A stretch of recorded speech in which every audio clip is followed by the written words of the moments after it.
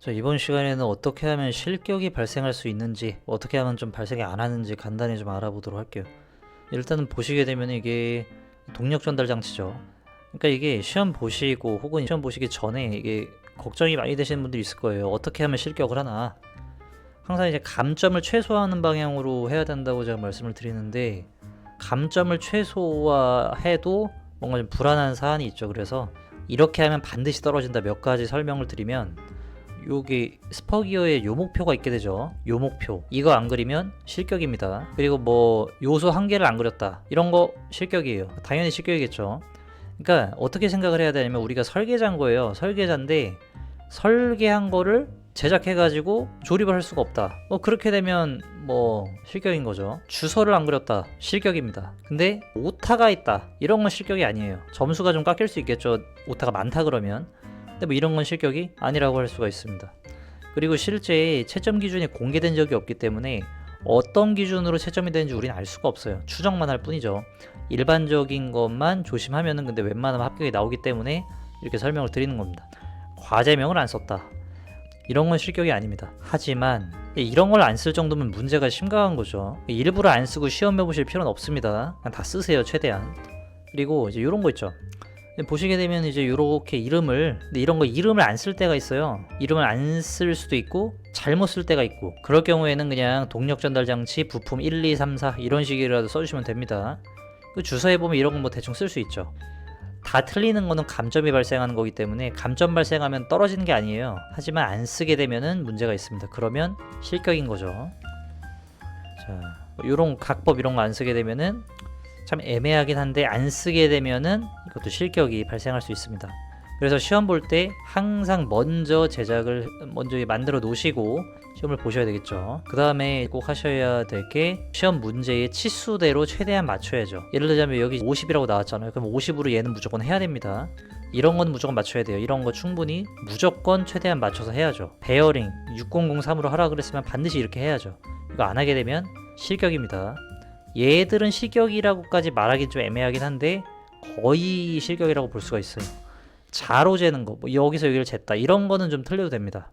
1mm 뭐 이렇게 틀릴 수 있어요. 2mm는 안 됩니다. 2mm 틀리면 안 돼요. 1mm 정도는 봐줄 수 있다, 그렇게 볼 수가 있어요. 자, 그리고 중심선 표시 잘 해주시고요. 특히나 이 원형으로 생긴 것들, 얘들 다 원형이죠. 동력 전달 장치는 이게 대부분 다 원형입니다. 얘들은 중심선이 있어야죠. 중심선 없으면 그거 원 아닙니다.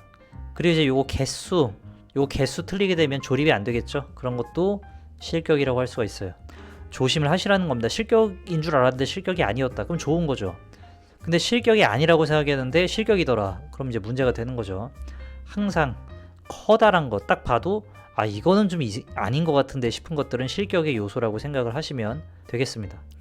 그 다음에 이렇게 필렛 들어가야 될 거, 이런 것들은 중요한 필렛이죠. 여기도 이제 필렛이라고 말하긴 뭐하지만 이런 것들, 이런 거 필렛 안 줬다 그러면 이런 거 실격 요소일 수 있죠. 요런 못따기, 요런 것들은 실격일 가능성이 좀 적습니다. 점수는 좀 깎일 수 있겠죠. 주라고 나와 있으니까. 요런 필렛, 요런 거 중요하죠. 안 들어가면 굉장히 심각하죠. 위험하다고 할 수가 있고요. 요런 것들은 좀 안 줘도 괜찮습니다. 점수가 좀 깎이겠죠. 하지만 실격 요소까지는 아니에요. 자, 그 다음에 상세도 요런 거 안 그렸다 그래서 실격은 아니지만 요 요소들이 무조건 요쪽에 나타나 있긴 해야 됩니다. 이제 보자면 요 상세도 B가 여기란 말이죠. 근데 여기다가 이 요소들을 다 넣기가 굉장히 힘이 들어요. 그래서 상세도를 이렇게 그린 거죠. 그래서 요 요소들을 상세도를 그리지 않고도 표현해 줄 수 있다 그러면 안 그려도 상관은 없습니다. 시간이 없을 경우엔 그렇게 해야죠. 그리고 상세도 이렇게 꼭 2개 안 그려도 됩니다. 하지만 이 설계 도면을 가지고 제작을 하는데 문제가 없다 그러면 그냥 상세도를 그려도 되고 안 그려도 되고 상관이 없어요. 하지만 상세도를 그리게 되면 더 뭔가를 표현해 준 거니까 가점 사항 같은 게 있을 수는 있겠죠. 이거 같은 경우에는 상세도를 안 그리면은 실은 이것들을 요소들을 표현하기가 좀 어렵다고 생각을 할 수가 있죠.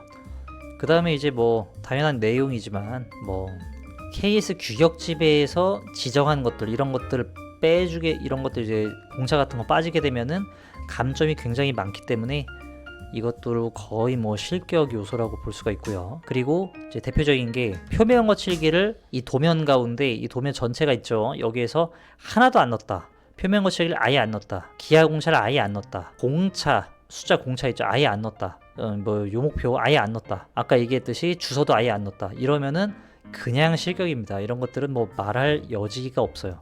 그래서 전반적으로 여러분이 볼 때 항상 감점을 최소화하는 걸 목표로 하고, 커다란 것들, 큰 것들은 틀리면 안 된다, 이렇게 생각을 하시면 되겠어요. 그렇지 않으면 굉장히 위험해집니다.